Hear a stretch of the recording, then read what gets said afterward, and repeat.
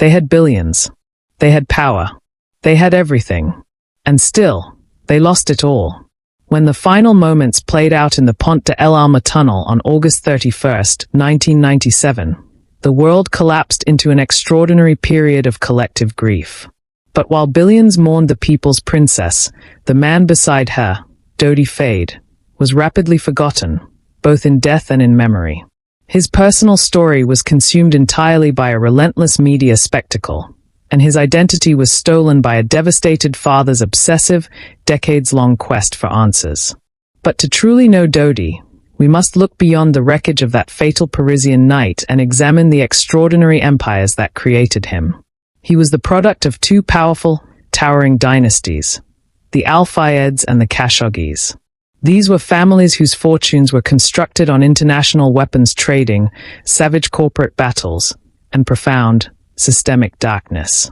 This is the second installment of a heartbreaking saga. It is the story of a man who attempted to use the film industry to escape his family's influence, only to find himself ensnared in a pattern of fleeting affairs, newspaper scandals, and an inescapable bloodline. This is the anatomy of a poisoned inheritance. ***, title card, Upper Class Secrets, Part 2, Empires of Sand, ***. Biographical Foundation, A Tale of Two Dynasties ***. Narrator, VO, The music shifts to a driving, mid-century tempo, evoking the international jet set of the 1960s and 70s. Dodi Fayed entered the world at the precise crossroads of extraordinary wealth and burning ambition. His mother, Samia Khashoggi, was a forward-thinking Saudi Arabian writer of Syrian heritage and the visionary founder of the groundbreaking Al-Shaqiyya magazine. But it was her brother, Dodi's uncle, who most powerfully defined the family's global reputation, Adnan Khashoggi. Adnan was a billionaire weapons broker and an international power broker who negotiated enormous defense agreements between Western nations and the Saudi government. He was widely celebrated as the Great Gatsby of the Middle East. Adnan's way of life was breathtakingly extravagant.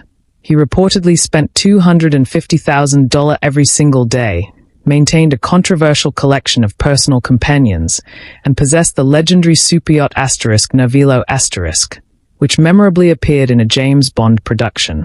Dodi's wider family was thoroughly entangled in the machinery of global power, a fact made devastatingly clear decades later by the horrific fate of his first cousin, the courageous journalist Jamal Khashoggi, who was brutally murdered inside the Saudi consulate in Istanbul in 2018. On his father's side, the drive was equally relentless. Mohammed Al-Fayed launched his career selling Coca-Cola along the pavements of Alexandria, Egypt, before engineering his ascent into the most exclusive circles of British aristocratic society. He eventually acquired the Hotel Ritz in Paris and waged a bitter, very public battle against English businessman Tiny Rowland to seize ownership of the legendary Harrods department store in 1985. Dodi was shaped within the furnace of these two great empires. Educated at the prestigious Institut La Rosey in Switzerland, an institution reserved for royalty and the ultra-wealthy, and briefly enrolled at the Royal Military Academy Sandhurst, Dodi was granted every privilege civilization could provide. Yet he existed under the absolute, suffocating dominance of his father. And as the world would eventually discover, Mohammed Al-Fayed's empire concealed a profoundly toxic reality. Following Mohammed's death in 2023, hundreds of women emerged to accuse him of devastating, systematic sexual violence and assault throughout his time at Harrods. This was the golden, yet deeply sinister and oppressive world from which Dodi was desperately trying to break free. The Turner Scandal, a loss ***. Narrator, VO, The music shifts to a subtle, rhythmic pulse, the sound of film projectors and ticking clocks. To establish his own identity and emerge from beneath his father's damaging shadow, Dodi turned his attention to the film world. Channeling his family's production company, Allied Stars, he achieved genuine recognition. He served as executive producer on ***Chariots of Fire***, the celebrated film that captured the Academy Award for Best Picture, and financed productions including *FOX** and * The Scarlet Letter Star. Yet while the film industry delivered professional credibility, Dodi's intimate life reflected the turbulence of a man perpetually chasing something solid. His relationships were consistently unstable. He married model Suzanne Grigard in 1986, but the union dissolved after just 8 months. He maintained a complicated, recurring romance with actress Claudia Christian and confronted disturbing accusations from actress Tracy Lind, who alleged he had been violent and had once pointed a weapon at her. The most catastrophic convergence of his private world and global attention arrived in the summer of 1997. Dodi had reportedly proposed to American model Kelly Fisher, and the couple shared a residence in Malibu, California, financed through his father's considerable fortune. But that July, Dodi extended an invitation to Princess Diana to join him aboard the family's magnificent yacht, the *Jonical Star. When photographs of Dodi and Diana locked in an embrace were circulated around the globe, Fisher was utterly blindsided. Devastated and publicly humiliated, Fisher retained celebrated attorney Gloria Allred and filed a lawsuit against Dodi for breach of promise, alleging he had guided her toward marriage only to cast her aside with complete indifference. The media storm was overwhelming. Dodi found himself at the epicenter of a worldwide scandal, portrayed simultaneously as a romantic champion to the planet's most celebrated woman, and a cold-hearted deceiver who had abandoned his intended bride. But this staggering public drama would culminate in unthinkable devastation. On August 31, 1997, pursued by a pack of paparazzi photographers, Dodi and Diana's Mercedes-Benz struck a concrete pillar inside the Pont de El Alma tunnel at high velocity. Neither passenger was secured with a seatbelt. Their driver, Henri Paul, was subsequently found to have carried a blood alcohol reading 3.6 times the permitted French threshold and traces of powerful medication within his system. Dodi was declared dead at the scene. Only their bodyguard, Trevor Rees-Jones, endured, though with catastrophic damage to his face. In a single, terrible instant, Dodi's pursuit of liberation was extinguished forever. Aftermath and legacy ***. Narrator, VO, The music slows to a mournful, haunting cello piece. The consequences of the crash were absolute. Kelly Fisher withdrew her legal action immediately as a gesture of respect toward the deceased, and Dodi was laid to rest initially at Brookwood Cemetery, before being discreetly relocated to his family's country estate at Barrow Green Court. But the true legacy of Dodi's death was the complete emotional deterioration of his father. Paralyzed by anguish and categorically unwilling to accept the arbitrary, meaningless nature of the collision, Mohammed Al-Fayed embarked on an unrelenting, decade-long campaign insisting the pair had been deliberately killed. He maintained that MI6, operating under instructions from Prince Philip, had engineered the crash because the British establishment was fundamentally opposed to the prospect of Diana marrying a man of Muslim faith. He financed the suppressed documentary *Unlawful Killing* and installed the *Innocent Victims* memorial within Harrods, a bronze sculpture depicting Dodi and Diana soaring beneath the outstretched wings of an albatross. However, comprehensive official inquiries, including the French judicial investigation and the British Metropolitan Police's Operation Paget, systematically dismantled every element of these allegations.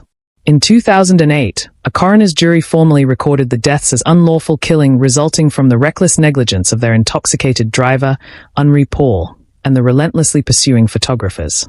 Broken and defeated, Mohammed eventually announced the conclusion of his campaign. In 2010, the Al-Fayed chapter in London's commercial history came to a close when Harrods transferred to Qatar Holdings for £1.5 billion. The *Innocent Victims* sculpture was discreetly dismantled and returned to the family. And when Mohammed Al-Fayed himself passed in 2023, his entire reputation was permanently obliterated by the harrowing disclosures of his systematic pattern of sexual violence. Closing reflection ***. Narrator, VO, The music swells with a poignant, resolving chord, leaving a lingering emotional resonance. The tragedy of Dodi Fayed is permanently woven into the fabric of the empires that produced him. He was a man who commanded every material privilege civilization could bestow, descended from a lineage of billionaires and global power brokers. Yet he spent his 42 years attempting to purchase his release from a gilded imprisonment, seeking recognition in Hollywood and connection in the glare of the world's cameras. His story delivers a profound meditation on the absolute boundaries of extreme wealth.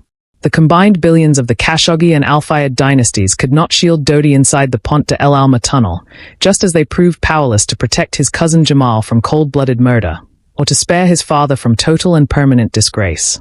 Ultimately, Dodi Fayed was neither simply a symbol, a tabloid story, nor the forgotten passenger. He was a living, breathing human soul caught in the violent intersection of relentless family ambition and worldwide obsession. And his brief life delivers a haunting truth that echoes long after the flashbulbs have faded. That even for those born to inherit the entire world, authentic freedom and genuine human connection remain the only possessions that no amount of money can ever truly purchase. Fade to black. Within the architecture of modern catastrophe, few dynasties have scaled the dizzying summits of absolute power and plunged into the depths of worldwide disgrace quite as dramatically as the Khashoggis and the Al Fayeds. We have witnessed how Dodi Fayed perished while fleeing the cameras in a Parisian underpass in August 1997. But fate had not yet finished with this family. 21 years afterward, in October 2018, Dodi's first cousin would step into an ambush from which he would never emerge. He was not evading photographers, but simply collecting marriage documents from a diplomatic building in Istanbul. The brutal killing that followed would shake humanity and ignite a global firestorm of condemnation. How does a single bloodline produce two of the most shocking, violent, and universally mourned deaths across 3 decades? The answer rests within the men who constructed the gilded prisons in which they all resided, the founding patriarchs. This is the concluding chapter, a narrative not merely of inherited fortune, but of a profoundly poisonous legacy. This is the reckoning of the father's transgressions. ***, title card, Upper Class Secrets, Part 3. The Sins of the Fathers, ****. Biographical Foundation, ****. Narrator, VO, The music shifts to a driving, mid-century tempo, reflecting the rapid accumulation of wealth and power. To comprehend the unavoidable collapse of these two dynasties, we must examine the vast, completely unrestrained authority wielded by the men who forged them. Dodi Fayed and his cousin, the celebrated journalist Jamal Khashoggi, were the direct products of two ferociously driven and ruthlessly ambitious men. On one side stood Dodi's uncle, Adnan Khashoggi. By the dawn of the 1980s, Adnan had assembled a personal fortune conservatively estimated at $4 billion, operating as the supreme international intermediary and arms supplier connecting Western defense corporations with the Saudi Arabian government. Celebrated as the Great Gatsby of the Middle East, his manner of living was ostentatiously magnificent. At his peak, he deployed $250,000 each day, simply sustaining his extraordinary standard of existence. Through his Triad International enterprise, he commanded private aircraft, vast properties across Spain and Kenya, and an armada of luxury vessels, among them the Navilo ***, a craft of such magnificence it graced a James Bond production before passing eventually into the ownership of Donald Trump. Opposite him stood Dodi's father, Mohammed Al Fayed. A native of Alexandria, Egypt, Mohammed launched his professional life hawking soft drinks on city pavements before navigating his remarkable passage into the summit of European luxury commerce. By 1985, Mohammed alongside his brothers had secured the House of Fraser Group, delivering them absolute dominion over the celebrated London institution, Harrods. Yet Mohammed's climb was defined by savage, scorched-earth aggression. His conquest of Harrods ignited a prolonged and vicious conflict with business rival Tiny Rowland, triggering official government investigations that formally accused the Al Fayeds of deliberately falsifying the origins and scale of their wealth. Desperate for acceptance from the British ruling class, Mohammed pursued UK citizenship on 2 separate occasions, only to face rejection each time. In furious response, he detonated the catastrophic Cash for Questions parliamentary scandal, publicly admitting to having paid elected members of parliament to raise matters benefiting his interests. Both Adnan and Mohammed shared an unshakable conviction that their extraordinary accumulation of wealth placed them permanently and completely beyond all accountability. The turn a scandal a loss ****. Narrator, VO, The music drops to a minor key, becoming discordant and uneasy. Yet the dominions these patriarchs constructed were fundamentally unstable, raised upon foundations of geopolitical manipulation, calculated dishonesty, and the systematic exploitation of vulnerable people. Adnan Khashoggi's sense of international invulnerability ultimately fractured beyond repair.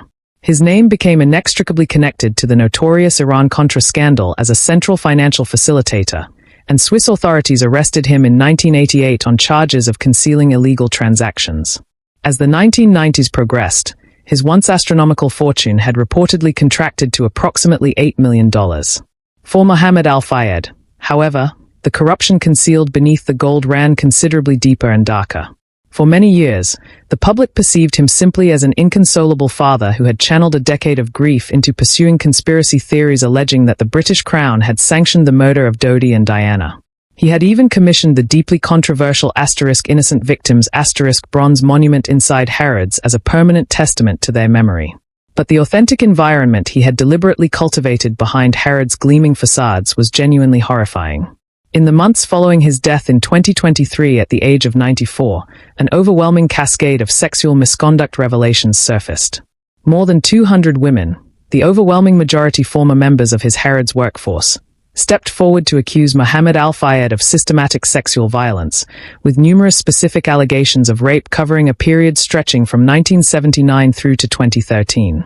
Harrods' current chief executive was compelled to publicly acknowledge that al-Fayed had presided over an institutional culture defined by secrecy, systematic intimidation, pervasive fear, and normalized sexual predation.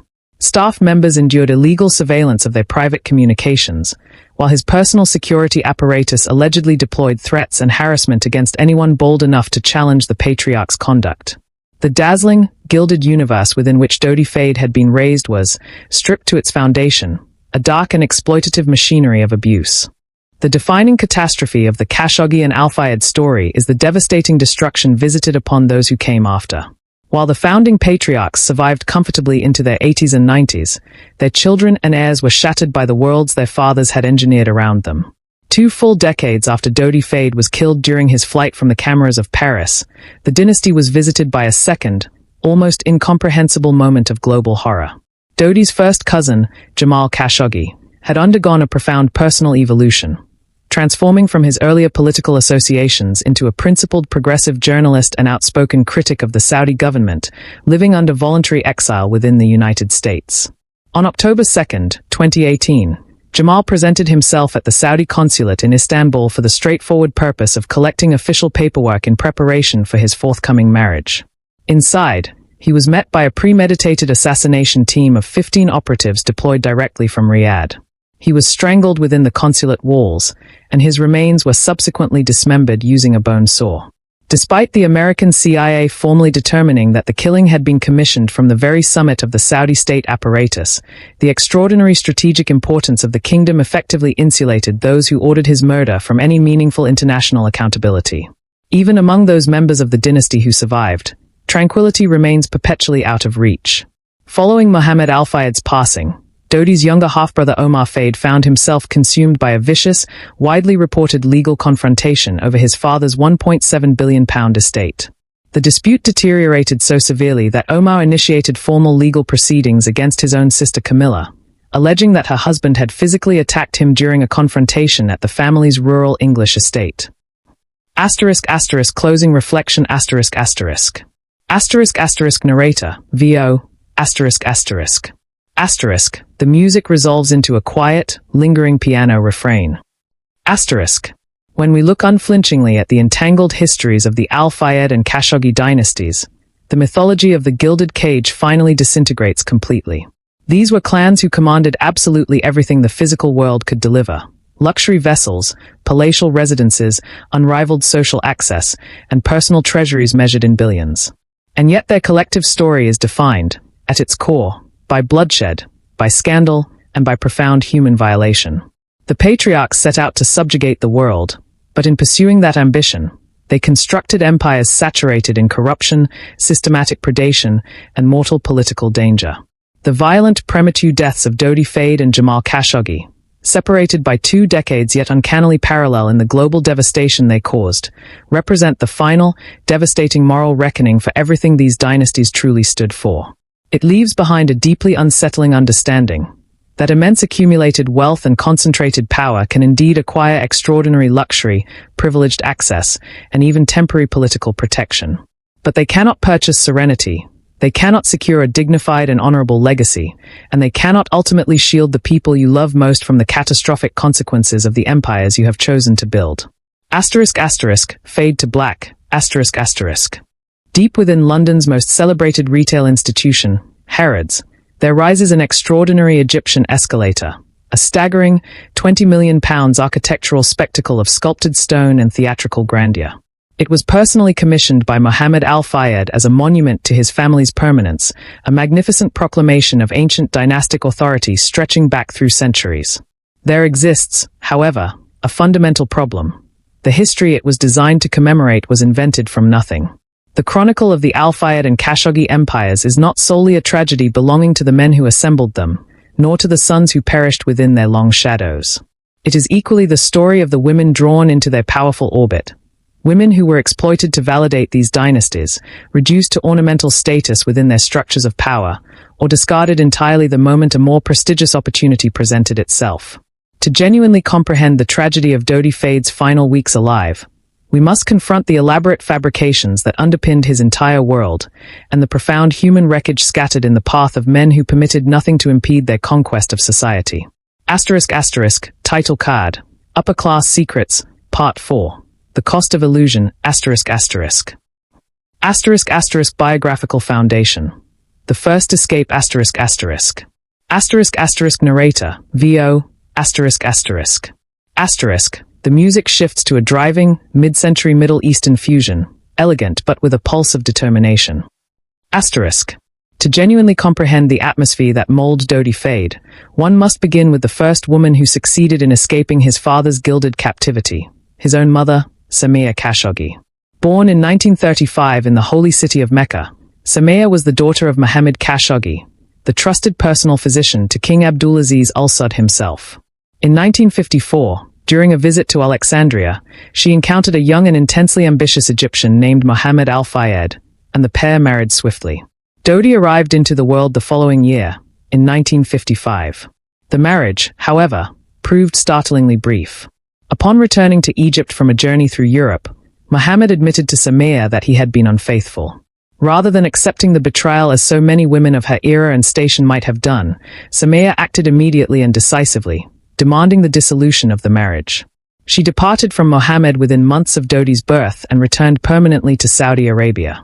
Samiya Khashoggi refused to disappear. She constructed an identity of remarkable independent significance.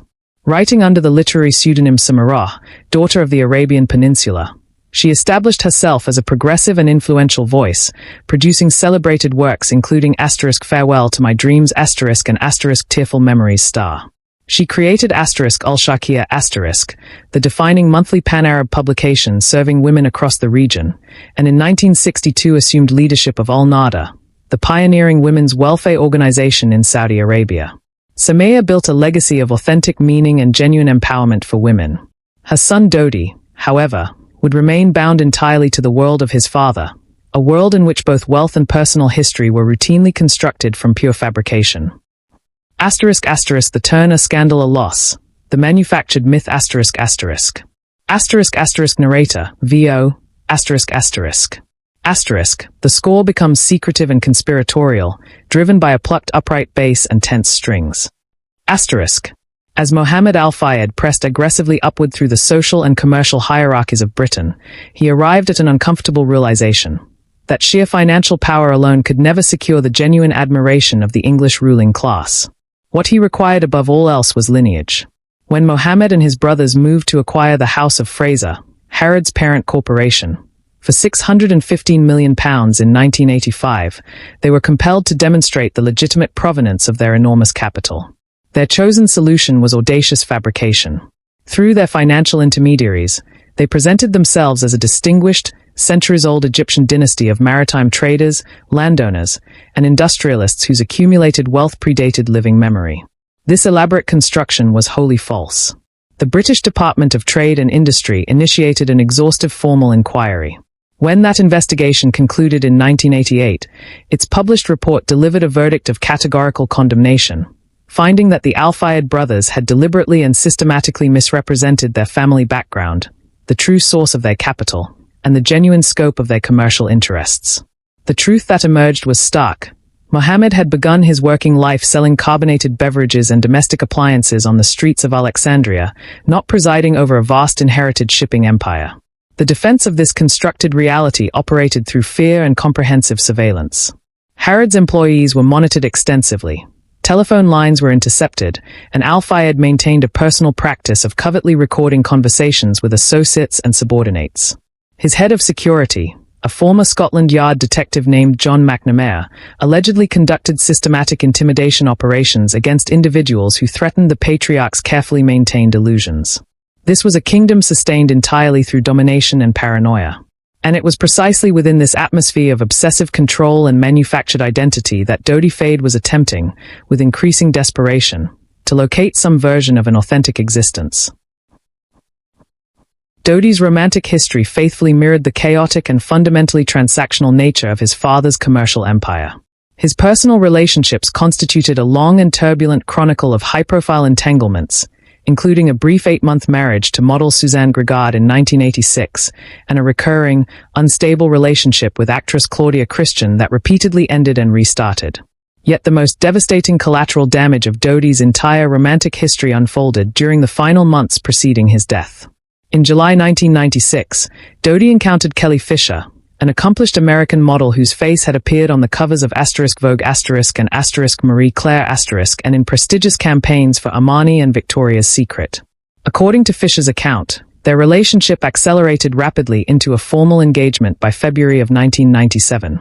Drawing freely on his father's vast resources, Dodi acquired a Malibu mansion for their shared future, and Fisher immersed herself in furnishing it with antiques selected personally from the Al-Fayed family's Villa Windsor in Paris.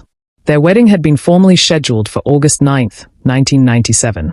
Then, in July 1997, Mohammed Al-Fayed extended a personal invitation to Diana, Princess of Wales, to join his family aboard the magnificent Jonacal yacht for a Mediterranean holiday along the French coastline. Dodi received the summons to attend.